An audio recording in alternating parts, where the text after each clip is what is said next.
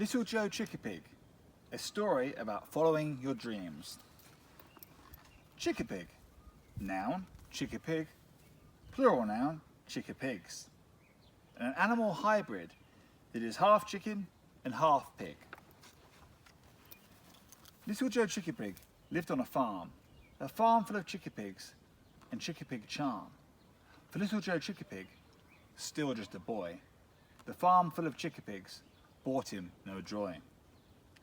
He dreamed of new places beyond the fields, sailing vast oceans with swords and with shields. He hoped he'd find courage to follow his heart, but how could he do it? How could he start? The Chickapig farm was all that he knew, with its crops and fields and cows that pooed, and birds and bees and horses and goats. Why was he dreaming of castles and moats? Joe had an old grandpa, brave and bold, a Chickapig hero who broke the mould. Joe had an old grandpa, a sailor of the seas, a Chickapig hero who lived so free. But how did he go? How did he do it? How did he know to follow his heart against the tide? How did he do it? The young Chickapig cried. I'll tell you a tale, his mother said. I'll tell you a tale before I put you to bed. Grandpa back then, he was scared too. Grandpa back then did not know what to do. Grandpa had heard a story told of a great big bear who broke the mould. The bear was tired of striking fear in all that saw him and all who came near. The bear had learned quite a skill to heal the sick and those struck ill. A doctor he became, my son, to heal the wounds of everyone, and those who used to run away now stood before him every day. The bear saw patients one by one. Never again would anyone run. The bear became a friend, you see, to every creature beneath the trees.